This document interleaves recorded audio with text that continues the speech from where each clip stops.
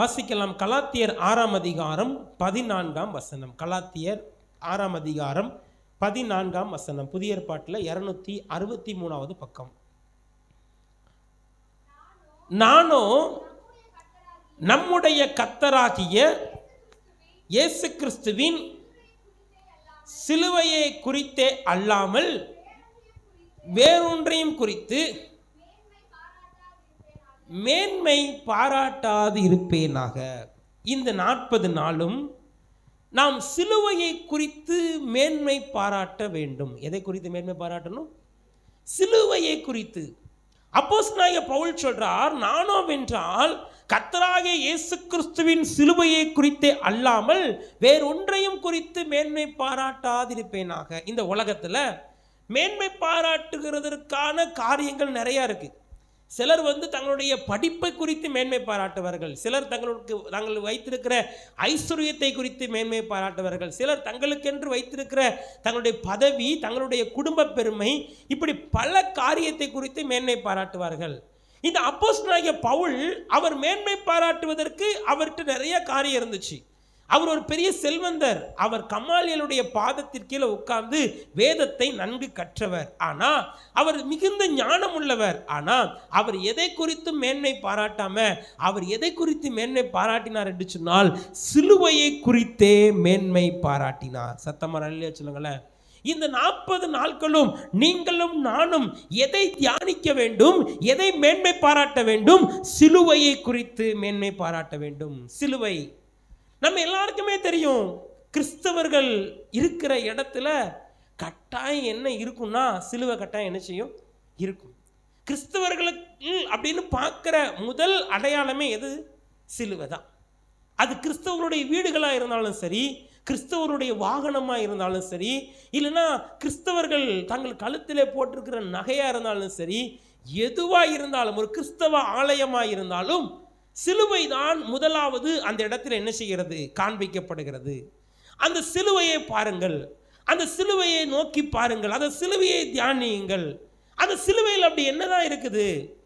இயேசு வாழ்ந்த காலத்தில், ரோமருடைய ஆட்சி காலத்தில், அந்த நாட்களில் கொடுமையாய் குற்றம் செய்தவர்களை அந்த சிலுவையில் அறைந்து கொலை செய்தார்கள். இயேசுவுக்கு முன்னும் இயேசுவுக்கு பின்னும் அநேக பேரை அந்த சிலுவையில் அடித்து என்ன செஞ்சிருக்கிறாங்கன்னா கொலை பண்ணியிருக்கிறாங்க. ஆனால் என்னைக்கு இயேசு சிலுவை இப்படி புனித சின்னமாய் மாறினது என்று சொன்னால், என்றைக்கு இயேசு அந்த சிலுவைக்கு போனாரோ அப்பொழுதுதான் அந்த சிலுவை எப்படி மாறிட்டதுன்னா புனித சின்னமாய் என்ன செய்தது? மாறினது. இயேசு இந்த காலத்தில் நம்முடைய தேசத்தில் தவறு செய்தவர்களுக்கு தான், கொடிய குற்றம் செய்தவருக்கு மரண தண்டனை எப்படி கொடுப்பாங்க? தூக்கு தண்டனை கொடுப்பாங்க. நம்ம நாட்டில் அப்படி தானே தூக்கு தண்டனை என்ன செய்வாங்க? கொடுப்பாங்க. ஆனால் ரோமருடைய ஆட்சி காலத்தில் கொடிய குற்றம் செய்தவர்கள், கொலைகாரர்கள், கொள்ளைக்காரர்கள், தேசத்தை அவமதிக்கிறவர்களின் மேலே தான் சிலுவை மரணத்துக்கு ஒப்பு கொடுப்பாங்க. ஆனால் இயேசு அந்த கல்வாரி சிலுவையிலே தன்னுடைய ஜீவனை ஒப்பு கொடுத்தார். இப்போ இந்த சிலுவை அப்போஸ்தலர்களுடைய வாழ்க்கையை கவனித்து பார்த்தீங்கன்னா, அவர்கள் எழுதின எல்லா நிருபங்கள்லையும், அப்போஸ்தலர், ரோமர், 1 கொரிந்தியர், 2 கொரிந்தியர், கலாத்தியர், எபிரேயர், எல்லா நிருபத்திலையும் அவங்க எதைத்தான் அதிகமாக பேசியிருப்பாங்கன்னா சிலுவையை பற்றியே அதிகமாக பேசியிருப்பார்கள். இன்னொரு வசனத்தையும் வாசிங்க. 1 கொரிந்தியர் 1ஆம் அதிகாரம் 18வது வசனம். சிலுவையை பற்றிய உபதேசம் கெட்டு போகிறவர்களுக்கு பைத்தியமாய் இருக்கிறது, ரட்சிக்கப்படுகிற நமக்கோ தேவ பலனாய் இருக்கிறது. சிலுவை, இந்த சிலுவையை பற்றின உபதேசம், சிலுவையில் தொங்குகிற அந்த இயேசு, இந்த சிலுவையை பற்றிய உபதேசம் கெட்டு போகிறவர்களுக்கு அது எப்படி இருக்குதா? பைத்தியமா இருக்கிறது. ரட்சிக்கப்படுகிற நமக்கோ அது எப்படி இருக்குது? தேவ பலனாய் இருக்கிறது. அவரை ரட்சிக்கப்பட்டு அவரை ஆராதிக்கிற நீங்களும் நானும் அந்த சிலுவையை தியானிக்க புதிய புதிய தேவனுடைய பலனை நம்ம பெற்றுக்கொள்ளுகிறோம். ஆமேன்னு சொல்லுங்களேன். அதனால தான் நான் சொல்கிறேன், இந்த 40 நாள் நீங்கள் எதை தியானிக்கணும்னா சிலுவையை தியானிக்கணும். அந்த சிலுவையில் தொங்குகிற இயேசுவை தியானிக்கணும். அவரை தியானிக்க ஆரம்பிச்சுட்டா உங்க வாழ்க்கையில ஒரு புதிய பலன் உண்டாகும். இந்த அப்போஸ்தலனாகிய பவுல் எழுதின எல்லா நிருபத்திலையும் அவர் சிலுவையை அதிகமாய் மென்ஷன் பண்ணி எழுதியிருப்பார். இன்னைக்கு பாருங்க, சிலுவையை தியானிக்கணும்னா எங்க வீட்டில் இருக்கிற சிலுவைக்கு நான் பத்தி காட்டவா, என் வீட்டில் இருக்கிற சிலுவைக்கு நான் மாலை போட்டு அதை வணங்கவா? இல்லை, சிலுவை வணக்கத்திற்குரிய பொருள் அல்ல, சிலுவை தியானிக்க வேண்டிய பொருள். சிலுவையை பக்தி போடுறதுனாலையோ மாலை போடுறதுனாலையோ சிலுவையிலிருந்து நம்ம ஆசீர்வாதத்தை பெற்றுக்கொள்ள முடியாது. அந்த சிலுவையில் தொங்குகிற இயேசுவை நம்ம தியானிக்க தியானிக்க தியானிக்க நமக்கு என்ன கிடைக்கும்னா சகல ஆசீர்வாதமும் எனக்கு கிடைக்கும். ஆமேன்னு சொல்லுங்களேன். அப்ப சிலுவை முக்கியமல்ல, அந்த சிலுவையில் தொங்குகிற இயேசு. அந்த சிலுவையை நாம் தியானிக்க தியானிக்க, அந்த சிலுவையில் தொங்குகிற இயேசுவை தியானிக்க தியானிக்க நம்முடைய வாழ்க்கையில் என்ன கிடைக்கும்னா புதிய தேவனுடைய பலன் கிடைக்கும். நல்ல கவனிங்க, கொள்ளைக்காரர்கள் நாட்டுக்கு துரோகம் பண்ணினவர்களில் அறையப்பட வேண்டிய அந்த சிலுவைக்கு இயேசு எதற்காக போனார்? இயேசு எதற்காக போனார்? ஒரு 3 காரியத்தை வேகமாக சொல்லி நம்ம இன்னைக்கு ஜெபிக்க போகிறோம். நாட்டில் கொள்ளையடிக்கிறவங்களையும் தேச துரோகம் பண்ணுகிறவர்களையும் கொடுங்குற்றம் செய்கிறவர்களுக்கும் தான் சிலுவையில் அறைந்து என்ன செய்வாங்க? கொலை செய்வாங்க. அப்படிப்பட்ட இருக்கிற அந்த சிலுவைக்கு இயேசு எதற்கு போனார்? அது சிலுவையில் தொங்குகிற இயேசு எப்படிப்பட்டவர்? நீங்கள் ஏசாயா தீர்க்கதரிசன புத்தகம் 66ஆம் அதிகாரம் 1ஆம் வசனத்தை வாசிச்சு பார்த்தா அவர் சொல்றாரு, வானம் எனக்கு சிங்காசனம், பூமி எனக்கு பாதபடி. நீங்க 147ஆம் சங்கீதம் 4ஆம் வசனத்தை வாசிச்சு பார்த்தீங்கன்னா அவர் நட்சத்திரங்களை பேர் சொல்லி அழைக்கிறார். இன்னும் நீங்க வெளிப்படுத்தின விசேஷம் 1ஆம் அதிகாரம் 15ஆம் வசனத்தை வாசிச்சு பார்த்தீங்கன்னா அவர் அதிருஷ்யமான தேவன் என்று அவரை பற்றி எழுதப்பட்டிருக்கிறது. வானத்தையும் பூமியையும் தன்னுடைய ஒரே வார்த்தையால் உண்டாக்கின இயேசு அவர் ஏன் சிலுவைக்கு போனார்? அவர் சிலுவைக்கு போவதற்கு என்ன தப்பு பண்ணினார்? என்ன தவறு செய்தார்? இந்த உலகத்தில் நீதிமன்றத்தால் நிரபராதின்னு தீர்ப்பு வழங்கப்பட்டும் ஒரு மனிதனுக்கு தண்டனை கிடைச்சது. அது யாருன்னா இயேசு கிறிஸ்து. அது யாரு? நிரபராதிக்கு தண்டனை கிடைக்குமா? குற்றவாளிக்கு தான் தண்டனை கிடைக்கும். ஆனால் நிரபராதிக்கு தண்டனை கிடைத்தது ஒரே ஒரு எங்கே நடந்ததுன்னா சிலுவையில் தான் அது நடந்துச்சு. அவர் என்ன பாவம் பண்ணினார்? நம்ம வாசிச்ச அந்த வேத பகுதியில் சொல்லுகிறது, அவர் ஒரு குற்றமும் செய்யவில்லை, அவர் வாயில் வஞ்சனை காணப்படவும் இல்லை. அப்ப அவர் எந்த குற்றமும் செய்யல. யோவான் எழுதின சுவிசேஷம் 8ஆம் அதிகாரம் 46ஆம் வசனத்தில் இயேசு சவால் விடுகிறார், என்னிடத்தில் பாவம் உண்டென்று உங்களில் யார் என்னை குற்றம் சுமற்றக்கூடும் என்று சவால் விடுகிறார். மத்தேயு 27ஆம் அதிகாரம் 44ஆம் வசனத்தை வாசிச்சு பாருங்க. இயேசுவை காட்டி கொடுத்த யூதாஸ் காரியத்தை சொல்றான், ஐயோ நான் குற்றமில்லாத இரத்தத்தை காட்டி கொடுத்து விட்டேனே என்று சொல்லுகிறார். இயேசுவை விசாரித்த அந்த நீதிபதி பிலாத்து சொல்றாரு, யோவான் எழுதின சுவிசேஷம் 19ஆம் அதிகாரம் 4ஆம் வசனத்தில் அவரிடத்தில் நான் ஒரு குற்றத்தை என்ன செய்யல, காணல. இன்னும் நீங்க மத்தேயு 27ஆம் அதிகாரம் 19ஆம் வசனத்தை வாசிச்சு பாருங்க. அதுல பிலாத்தோட மனைவி சொல்றா, அவர் ஒரு நீதிமான், அவர் ஒரு குற்றமற்றவர் என்று சொல்லுகிறார். இயேசு சிலுவையில் அறைந்து முடித்த உடனே அவருடைய விழாவிலே ஒரு நூற்றுக்கு அதிபதி தன்னுடைய ஈட்டியை வைத்து குத்துறான். கடைசி சொட்டு ரத்தமும் அங்கிருந்து சிந்தி வருகிறது. அந்த நூற்றுக்கு அதிபதி சொல்றான், இவர் தேவனுடைய குமாரன். நல்லா கவனிங்க, கொலை குற்றம் செய்தவர்கள், தேசத்துக்கு துரோகம் பண்ணினவர்கள், தேசத்தில் அநியாயம் பண்ணினவர்களுக்கு கிடைக்க வேண்டிய அந்த சிலுவை மரணத்திற்கு பாவமே செய்யாத இயேசு, அக்கிரமமே செய்யாத இயேசு, அவர் சொல்றார், என்கிட்ட என்ன குற்றம் இருக்கு உங்களால காட்ட முடியும்னு கேட்கிறார். அவர் விசாரித்த நீதிபதி சொல்லுகிறார், இவரிடத்தில் ஒரு குற்றம் இல்லை என்று சொல்லி. நீதிபதியுடைய மனைவி சொல்லுகிறார், ஐயோ அவர் ஒரு நீதிமான் என்று சொல்லுகிறார். அவர் கூட இருந்த சீசன் சொல்லுகிறார், ஐயோ குற்றமற்ற ரத்தத்தை காட்டிக்கூட சொல்லுகிறார். பாவமே செய்யாத இயேசு ஏன் சிலுவைக்கு போனார்? நீங்க சிலுவையை தியானிக்கும் போது இயேசு இந்த சிலுவை மரத்தில் மரித்ததற்கு யார் காரணம்? யார் காரணம்?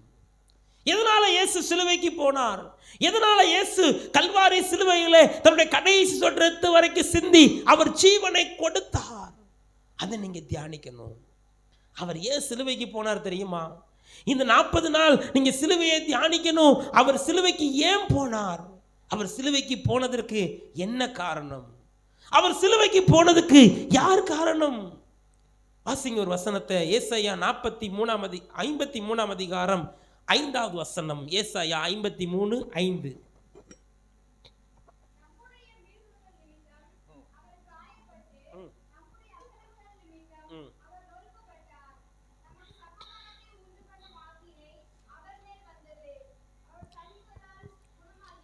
நம்முடைய மீறுதலின் நிமித்தம் அவர் காயப்பட்டு, பாவமே செய்யாத இயேசு, பரிசுத்தமாய் வாழ்ந்த இயேசு, குற்றமற்ற வாழ்ந்த இயேசு, நீதிமன்றத்தால் நிரபராதி என்று சொல்லப்பட்ட இயேசு ஏன் சிலுவைக்கு போனார் தெரியுமா? இயேசு சிலுவைக்கு போனதுக்கு யார் காரணம் தெரியுமா? நம்ம தான் காரணம். இயேசு சிலுவைக்கு போனதுக்கு காரணம் என்ன தெரியுமா? நான் செய்த பாவம் தான் காரணம். இயேசு சிலுவைக்கு போனதுக்கு காரணம் யார் தெரியுமா? நீங்க செஞ்ச பாவம் தான் காரணம். நீங்கள் செய்த பாவத்திற்காகத்தான் இயேசு சிலுவைக்கு போனார். அந்த வசனம் அழகாக சொல்கிறது, நம்முடைய மீறுதலின் நிமித்தம் அவர் காயப்பட்டு. நீங்களும் நானும் செய்கிற பாவத்தின் நிமித்தமாக தான் பாவமே செய்யாத இயேசுவை சிலுவைக்கு கொண்டு சென்றது. யோசிச்சு பாருங்க, பாவம் பயங்கரமானது. இந்த உலகத்தில் இன்னைக்கு வாழ்கிற மனிதர்கள், பாவம் ஒரு மனிதனோட வாழ்க்கையில பாவம் ஆரம்பிக்கும் போது இன்பமா இருக்கும், பாவம் சந்தோஷமா இருக்கும், பாவம் இனிமையா இருக்கும். ஆனா நீங்க செய்கிற பாவம் பாவமே செய்யாத இயேசுவை சிலுவைக்கு கொண்டு சென்றது.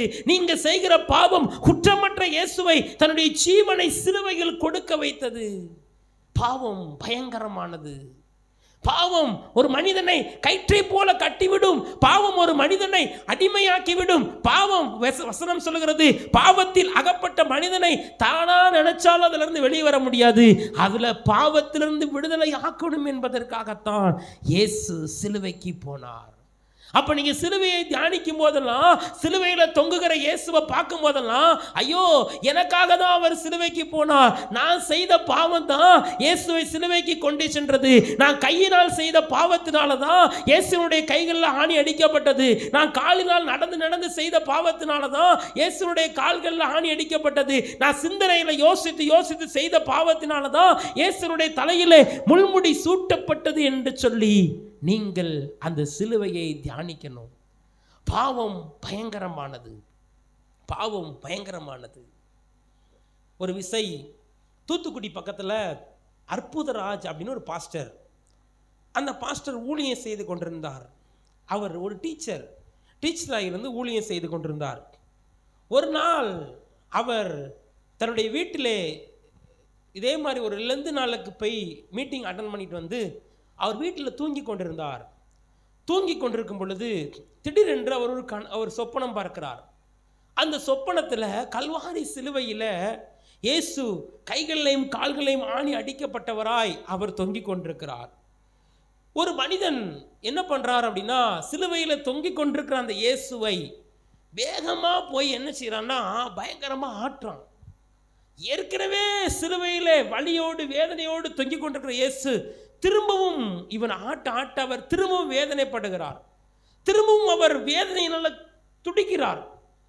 அப்ப இவர் சொப்பனத்தில் இவர் என்ன பண்றாருன்னா, யார் அந்த மனிதன், சிலுவையில் தொங்குகிற இயேசுவை துன்பப்படுத்துகிற மனிதன் யார் அப்படின்னு சொல்லி வேகமா அந்த மனிதனை அவர் சொப்பனத்தில் என்ன பண்றார், ஏன் என் இயேசுவை, நீ சிலுவையில் அறையப்பட்ட இயேசுவை நீ துன்பப்படுத்துறன்னு சொல்லி அவனுடைய கையை போய் பிடிக்கிறார்.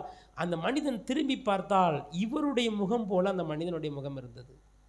இவருக்கு ஷாக் ஆயிட்டு, நம்மளா இயேசுவை துன்பப்படுத்துகிறோம், நம்மளா இயேசுவை வேதனைப்படுத்துறோம், நம்மளா இயேசுவை சிலுவையில் அறைகிறோம். திரும்பவும் அலறி எந்திரிச்சிட்டு படுத்துட்டார். கொஞ்ச நேரம் கழிச்சு திரும்பவும் அவர் சொப்பனம் பார்க்கிறார்.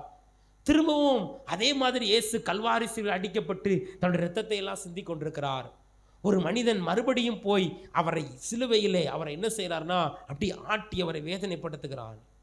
இதை பார்க்கும் பொழுது அவருக்கு திரும்பவும் கோபம் வந்து அந்த மனிதனை போய் நிப்பாட்டு, என் இயேசுவை நீ சிலுவையில் டிஸ்டர்ப் பண்ணாத, என் இயேசுவை நீ வேதனைப்படுத்தான்னு சொல்லி நிப்பாட்டுறாரு.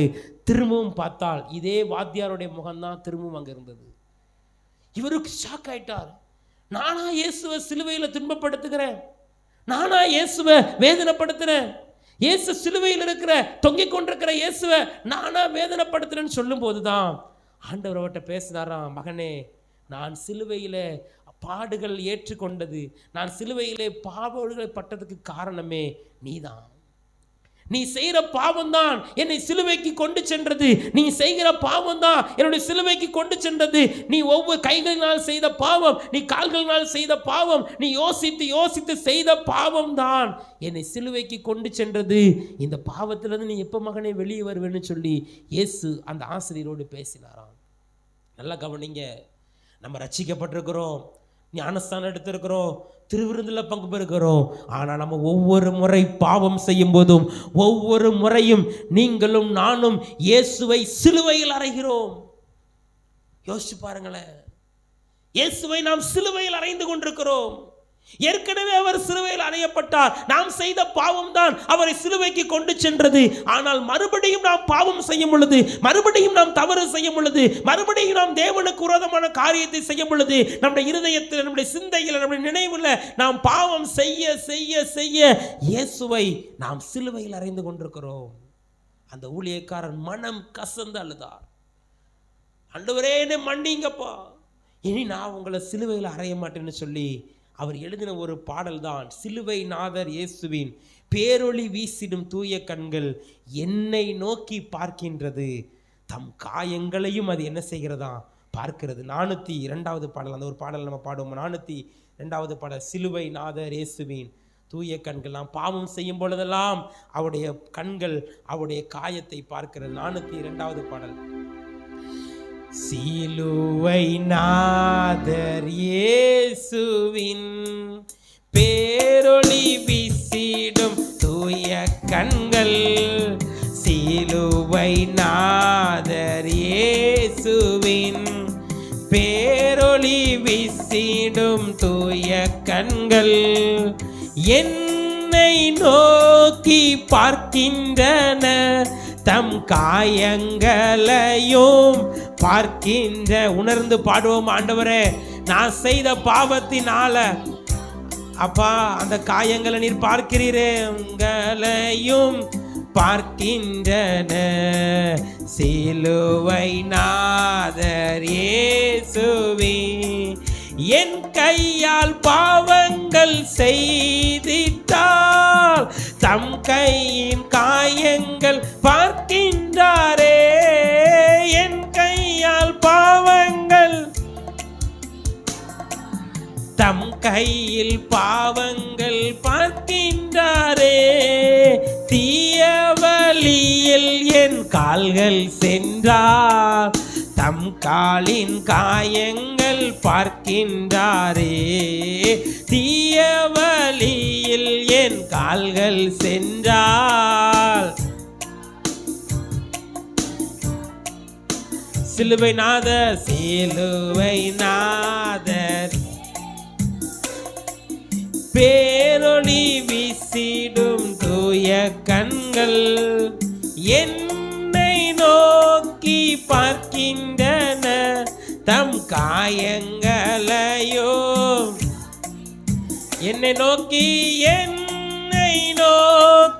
பார்க்கின்றன, தம் காயங்களையோ. தீட்டுள்ள எண்ணம் என் இதயம் கொண்டால், ஈட்டி பாய்ந்த நெஞ்சம். நம்ம இருதயத்தில் செய்கிற பாவத்தின் பொழுது அவருடைய இருதயத்தில் அவருடைய விழாவில் ஈட்டி குத்தப்பட்டது, ஈட்டி பாய்ந்த நெஞ்சம். வின் பெருமை என்னில் இடம் பெற்றார், முள்மூடி பார்த்திட ஏங்குகின்றார், என்னிடம் பெற்றார், முள்மூடி பார்த்திட ஏங்குகிறார், சிலுவை நாதர் இயேசுவே. பாருங்க, அவர் எழுதின பாடல் தான். நான் பாவம் செய்யும் போதெல்லாம் நான் இயேசுவை மறுபடியும் சிலுவையில் நான் என்ன செய்கிறேன், அறைகிறேன். இந்த லெந்து நாட்களில் நம்ம எத்தனை முறை பாவம் செய்து இயேசுவை சிலுவையில் அரைஞ்சிருப்போம். எத்தனை முறை தவறு செய்து அவர் ஏற்கனவே சிலுவையில் அடிக்கப்பட்டார். ஏற்கனவே அவர் சிலுவையில் கடை சொட்டு ரத்தம் வரைக்கும் சிந்திருக்கிறார். மறுபடியும் நாம் இயேசுவை சிலுவையில் அடிக்க வேண்டாம். மறுபடியும் நம்ம இயேசுவை துக்கப்படுத்த வேண்டாம். இன்னைக்கு ஒரு தீர்மானம் எடுங்க. இந்த 40 நாள் நான் என்ன தவறு செய்து இயேசுவை நான் வேதனைப்படுத்துகிறேன், நான் என்னென்ன தவறு செய்து இயேசுவை துக்கப்படுத்துகிறேன், இந்த வசனத்தை வாசித்து அந்த சிலுவையை நீங்கள் பார்க்கும் போதெல்லாம், ஐயோ பாவமே செய்யாத இயேசு இந்த சிலுவைக்கு போனதுக்கு நான் தான் காரணம், பாவமே செய்யாத இயேசு இந்த சிலுவைக்கு போனதுக்கு நீங்கள் தான் காரணம், நீங்கள் தான் காரணம். ஆண்டவர் உங்ககிட்ட பேசுகிற, நீங்கள் தான் காரணம். நீங்கள் செஞ்ச பாவம் தான் அவரை சிலுவைக்கு கொண்டு சென்றது. ஆண்டவர்கிட்ட சொல்லுங்க, ஆண்டவரை என்ன ஒரு விஷயம் மன்னிச்சிருங்கப்பா, மறுபடியும் உங்களை சிலுவையில் அறைய நான் விட மாட்டேன், மறுபடியும் உங்களை சிலுவையில் நான் வேதனைப்படுத்த விட மாட்டேன்னு சொல்லி ஆண்டவர்கிட்ட ஒப்பு கொடுங்க. பாவம் இயேசுவை சிலுவைக்கு கொண்டு சென்றது. இரண்டாவது, சிலுவை நமக்கு எதை காண்பிக்கிறது? வாசிங்க யோவான் எழுதின சுவிசேஷம் 3ஆம் அதிகாரம் 16ஆம் வசனம். யோவான் 3:16.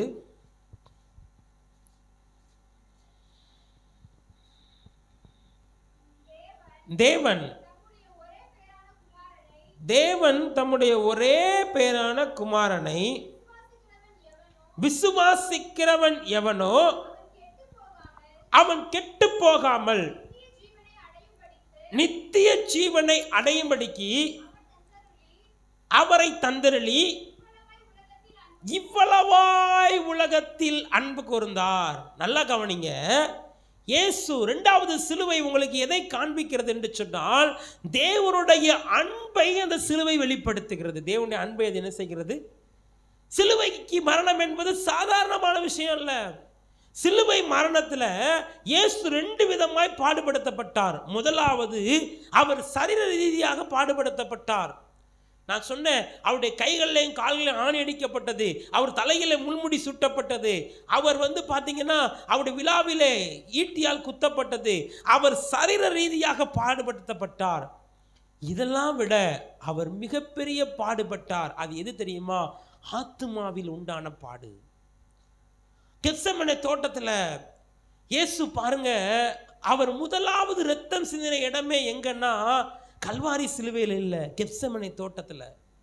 அவர் கெத்செமனே தோட்டத்தில் தான் அவர் முதல் இரத்தம் சிந்தினார். வாசிக்க ஒரு வசனத்தை, மத்தேயு 26ஆம் அதிகாரம் 37-38. பேதுருவையும்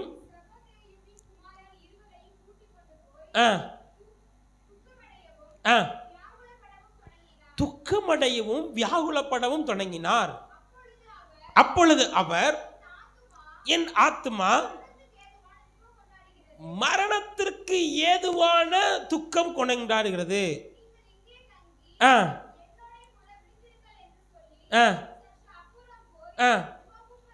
முகங்குப்புற விழுந்து, என் பிதாவே, இந்த பாத்திரம்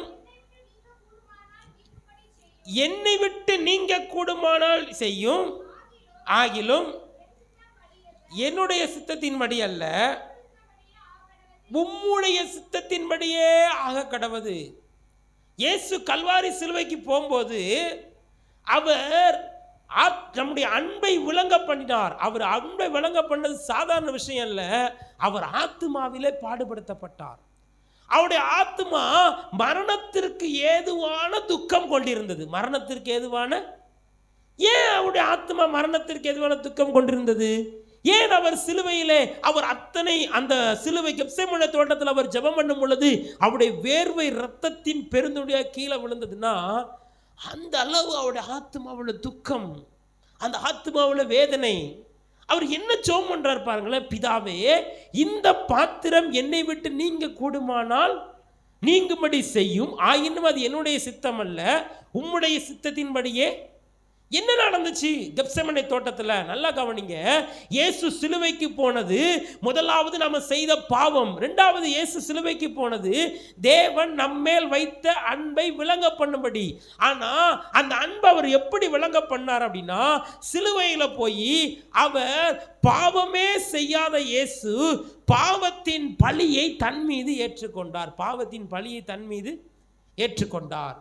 நல்லா கவனிங்க. இப்போ ஒரு ஊரில் ஒரு 2 பேர் இருக்கிறாங்க, அண்ணன் தம்பி 2 பேர் இருக்கிறாங்க. தம்பி கோபத்தில் சண்டையில் பக்கத்தில் இருக்கிற ஒருத்தரை கொலை செஞ்சிட்டான். இப்போ போலீஸ் வருது. போலீஸ் வரும்போது யாரை கைது பண்ணி கூட்டிகிட்டு போகும்? யாரை கைது பண்ணி கூட்டிட்டு போகும்? தம்பியை. ஏன்னா தப்பு பண்ணது யாரு? தம்பி. ஆனால் இப்போ அண்ணன் என்ன செய்கிறாருன்னா, தான் தம்பி மேலே இருந்த அந்த அன்பின் நிமித்தம் அந்த கொலைக்கு உண்டான அந்த பழியை அவர் தன் மீது என்ன செய்தார்? ஏற்றுக்கொண்டார். கொலைக்கு உண்டான பழியை தன் மீது. புரியுதா என்ன சொல்றது?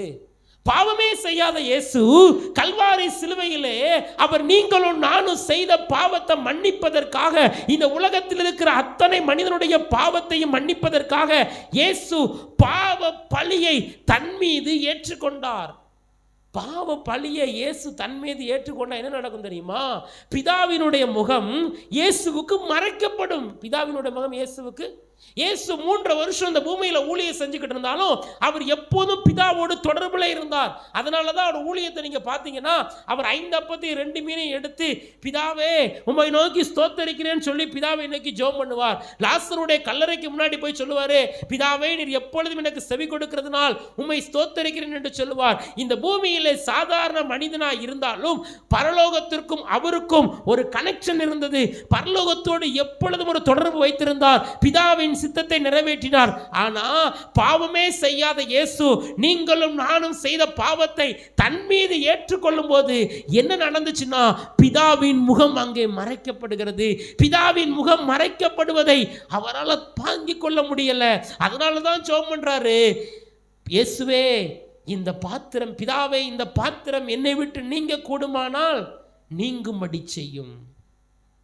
நம்ம ஒருத்தங்க மேல அன்பா இருந்தோம்னா, ஒருத்தங்க தப்பு பண்ணிட்டாங்கன்னு தெரிஞ்சதுன்னா அந்த தப்புல இருந்து அவங்கள காப்பாற்ற வேணா நம்ம முயற்சி பண்ணுவோமே தவிர, அவங்க பண்ண தப்ப நான் தான் பண்ணேன்னு தண்டனை வாங்குவோமா? நான் சொல்றது புரியுதா? நான் அண்ணன் மேல ரொம்ப அன்பா இருக்கேன், அவர் ஒரு தப்பு பண்ணிட்டாரு, அந்த தப்புல இருந்து அவரை காப்பாற்ற நான் முயற்சி செய்வேன். ஆனா அவர் செஞ்ச தப்ப நான் தான் செஞ்சேன்னு போய் தண்டனை நான் என்ன செய்ய மாட்டேன். சிலுவையில் என்ன நடந்துச்சு தெரியுமா? இயேசு உங்க மேல வச்சிருக்கிற அன்பினால நீங்களும் நானும் செய்த தப்ப, பிதாவே இந்த உலகத்தில் இருக்கிற அத்தனை மனிதர்கள் செய்த தப்பையும் நான் தான் ஏற்றுக்கொண்டேன்னு சொல்லி அவர் சிலுவையில் தண்டனை ஏற்றுக்கொண்டார். அந்த அன்பை பார்த்தீங்களா? அந்த அன்பு சாதாரணமான அன்பு இல்ல. இயேசு சிலுவைக்கு போனது உங்க மேலேயும் என் மேலேயும் வச்சிருக்கிற அந்த அன்பை விளங்க பண்ணினார். அந்த அன்பு சாதாரணமான அன்பே இல்ல. அந்த அன்புக்கு முன்னாடி இந்த உலகத்தில் இருக்கிற எந்த அன்பையும் சொல்ல முடியாது. இன்னைக்கு கடந்த சில நாளுக்கு முன்னாடி நான் ஒரு பேப்பர்ல வாசிச்சேன், தன் கணவர் செய்த தப்பை மனைவி காட்டி கொடுத்ததுனால கணவர் ஜெயிலுக்கு போயிட்டார். அந்த கணவர் செய்த தப்புக்கு உடந்தையா இருந்தது மனைவின்னு சொல்லி கொஞ்ச நாள் கழிச்சு போலீஸ் கண்டுபிடிச்சாங்க. ஆனா காட்டி கொடுத்தது யாரு? மனைவி.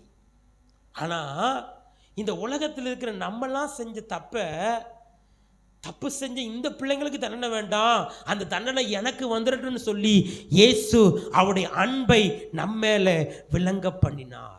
தேவனுடைய அன்பு எப்படிப்பட்டது தெரியுமா? நீங்க இந்த சிலுவையை பார்க்கும் போதெல்லாம், ஐயோ சிலுவையில் இயேசு தொங்குறதுக்கு என்ன காரணம்? என் மேல வைத்த அன்பு. என் மேல வைத்த அன்பு. எனக்கு தான் தண்டனை கொடுத்துருக்கணும். நியாயப்படி நான் செய்த தப்புக்கு எனக்கு தான் தண்டனை கொடுத்துருக்கணும். ஆனா எனக்கு தண்டனை இல்லாம என் மேல இருக்கிற அன்பை விளங்க பண்ணுவதற்காக அவர் தண்டனை ஏற்றுக்கொண்டார். அப்ப 2வது சிலுவை எதை காண்பிக்கிறது என்று சொன்னால், தேவனுடைய அன்பை நமக்கு என்ன செய்கிறது? காண்பிக்கிறது. முதல்ல நான் சொன்னேன், சிலுவை நாம் செய்த பாவத்தை காண்பிக்கிறது. 2வது சிலுவை தேவனுடைய அன்பை நமக்கு காண்பிக்கிறது. கடைசியாக சிலுவை எதை காண்பிக்கிறது? கொலோசியர் 2ஆம் அதிகாரம் 15ஆம் வசனம் வாசிங்க. கொலோசியர் 2ஆம் அதிகாரம் 15ஆம் வசனம்.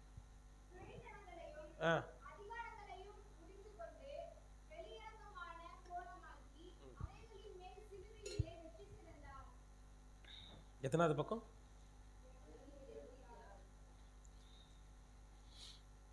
276 பக்கம். நோட்டை வாசி பார்ப்போம்.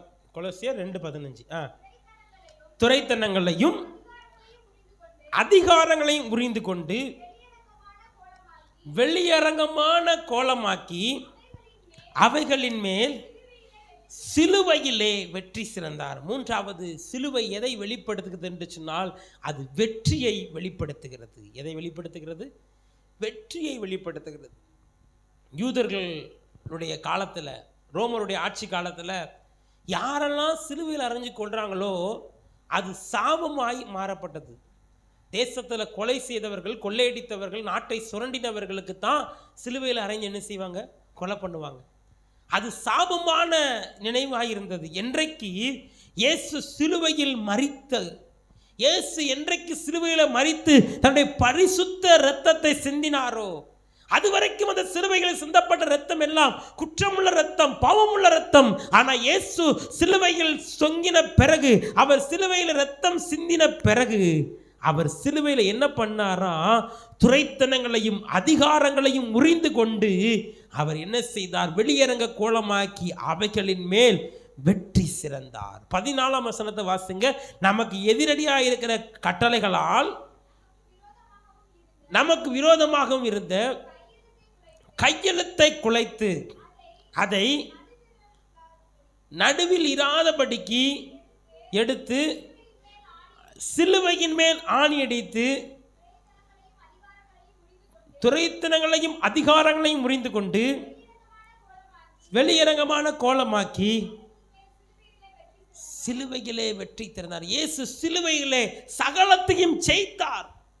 உங்களுக்காக, எனக்காக இயேசு கல்வாரி சிலுவையிலே சகலத்தையும் அவர் ஜெயித்து முடித்தார். சிலுவை ஒரு தோல்வியின் சின்னம் அல்ல, சிலுவை ஒரு வெற்றியின் சின்னம். இயேசு சிலுவையிலே அவர் பாவத்தை ஜெயித்தார், சிலுவையிலே அவர் மரணத்தை ஜெயித்தார், சிலுவையிலே அவர் வியாதியை ஜெயித்தார். 1 பேதுரு 2ஆம் அதிகாரம் 24ஆம் வசனம் சொல்கிறது, அவர் நம்முடைய பாவத்தை சுமந்து தீர்த்த இடம்தான் சிலுவை. மத்தேயு 8ஆம் அதிகாரம் 17ஆம் வசனம் சொல்கிறது, நம்முடைய பலவீனங்களை அவர் சுமந்தார். கலாத்தியர் 3ஆம் அதிகாரம் 13ஆம் வசனம் சொல்கிறது, அவர் மரத்திலே தூக்கப்பட்ட எவனும் சபிக்கப்பட்டவன் என்று சொன்ன மாதிரி இயேசு சிலுவையில் நமக்காக சாபமானார். அந்த சிலுவையில் தொங்குகிற இயேசு உங்களுக்கும் எனக்கும், இந்த வாழ்கிற உலகத்தில் நமக்கு எதிராக இருக்கிற பாவம், நமக்கு எதிராக இருக்கிற சாபம், நமக்கு எதிராக இருக்கிற வியாதி, நமக்கு எதிராக இருக்கிற பிசாசின் கிரியைகள் எல்லாவற்றிலையும் நீங்களும் நானும் ஜெயிக்கும்படியாக இயேசு சிலுவையிலே வெற்றி சிறந்தார். அல்லேலூயா சொல்லுங்களேன். அவர் சிலுவையிலே ஜெயித்தார், பிசாசை ஜெயித்தார், பிசாசின் வல்லமைகளை அவர் உரிந்து கொண்டார். அதனாலதான் இன்னைக்கு இயேசுவின் ரத்தத்தை சொல்லும் போது பிசாசால நிற்க முடியாது, பிசாசு நடுங்குறான். இயேசுவின் ரத்தத்தை பார்க்கும் பொழுது பிசாசு பயப்படுகிறான். காரணம் என்ன தெரியுமா? அவர் சிலுவையிலே சாத்தானை ஜெயித்தார். அப்ப சிலுவை எதை காண்பிக்கிறது? வெற்றியை காண்பிக்கிறது. இயேசு சிலுவையில எதெல்லாம் ஜெயித்தாரோ அதே மாதிரி நாம் வாழ்கிற இடத்துல இன்னைக்கு உங்களால பாவத்தை ஜெயிக்க முடியல, ஐயோ இந்த பாவம் தொடர்ந்து வருது, இந்த பாவத்தை என்னால விட முடியல, நான் விடணும்னு நினைக்கிறேன் விட முடியல, இந்த பாவம் தொடர்ந்து வருது, இந்த பாவம் அடிமைப்படுத்துகிறது. அந்த சிலுவையில் தொங்குற இயேசுவை பாருங்க, நீங்க பாவத்தின் மேல நீங்க வெற்றி செய்வீங்க, பாவத்தை நீங்க ஜெயிப்பீங்க. ஐயோ பொல்லாத பிசாசு என்ன துரத்துறானே, சிலுவையில் தொங்குற இயேசுவை பாருங்க, அந்த பிசாசை நீங்க ஜெயிப்பீங்க. ஒருவேளை உங்க வாழ்க்கையில வியாதி உங்களை அடிமைப்படுத்தலாம், வியாதி உங்களை தொடர்ந்து கொண்டு வரலாம். அந்த சிலுவையில் தொங்குற இயேசுவை பார்த்தீங்கன்னா, சிலுவையில் இயேசு வெற்றி சிறந்த மாதிரி நீங்களும் ஜெயிப்பீங்க. அதனால் நம்ம எதை குறித்து மேன்மை பாராட்டணும்னா சிலுவையை குறித்தே மேன்மை பாராட்டணும். சத்தமாக அல்லே சொல்லுங்களேன். 3 காரியம் சொன்னேன். முதல்ல நம்முடைய பாவம் இயேசுவை சிலுவைக்கு கொண்டு போனது. 2வது தேவனுடைய அன்பை நம்மேல் அவர் என்ன செய்தார்? விளங்க பண்ணினார். 3வது சிலுவை நமக்கு வெற்றியை காண்பிக்கிறது. அல்லேலூயா சொல்லுங்களேன். தொடர்ந்து இந்த லெந்து நாட்கள் முழுவதும் சிலுவையை குறித்தே மேன்மை பாராட்டுங்கள், சிலுவையை அதிகமாய் தியானியுங்கள்.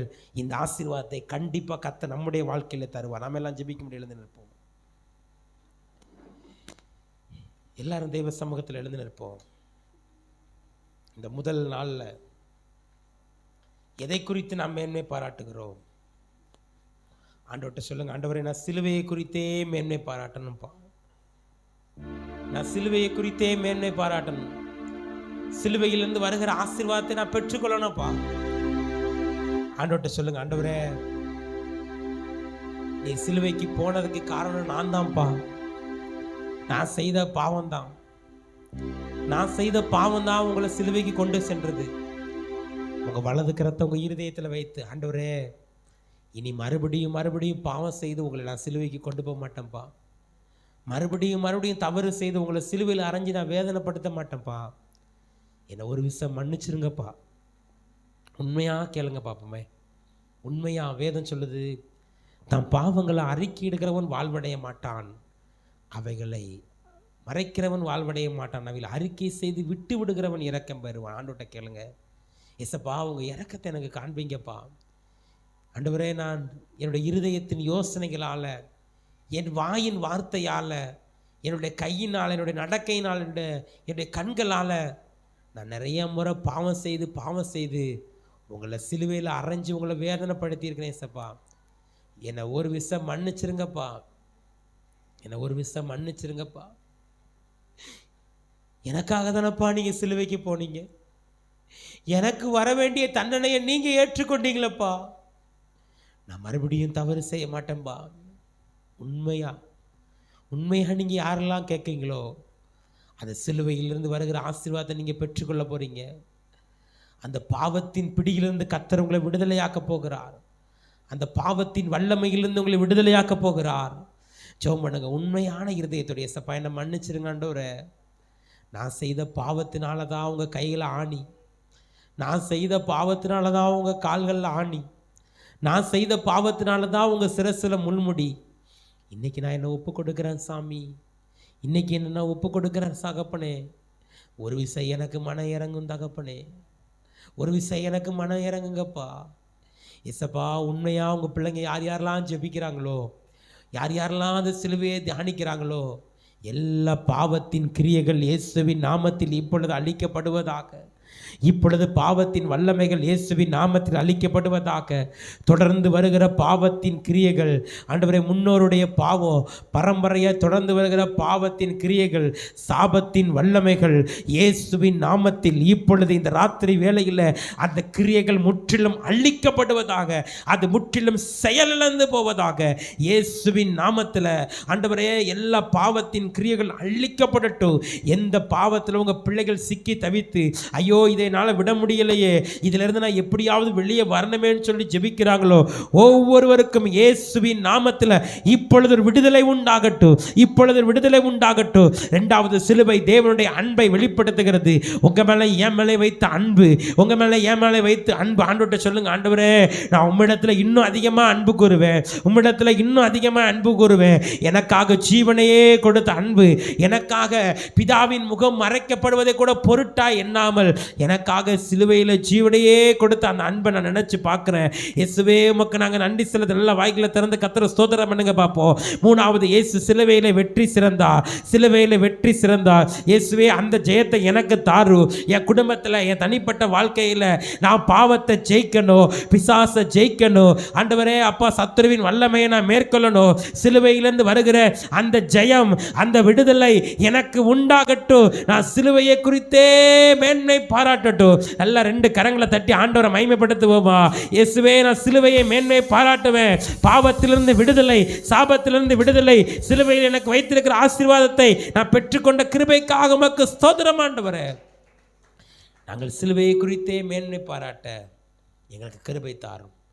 தொடர்ந்து முடிய நல்ல வார்த்தைக்காக நன்றி செலுத்துகிறோம். சிலுவையிலே நீர் சிலுவைக்கு போனதற்கு காரணம் நாங்கள் செய்த பாவம். இரண்டாவது, நீர் எங்கள் மேல் வைத்த அன்பை வெளிப்படுத்தினீர். மூன்றாவது, சிலுவையில் நீர் எங்களுக்காக வெற்றி சிறந்தீர். இந்த ஆசீர்வாதம் எங்கள் தனிப்பட்ட வாழ்க்கையில் உண்டாக கிருபை தாரும். எல்லா துதியும் நமக்கே செலுத்துகிறோம். இப்பரே சிம்லம் ஜெபிக்கிறோம் நல்ல பிதாவே.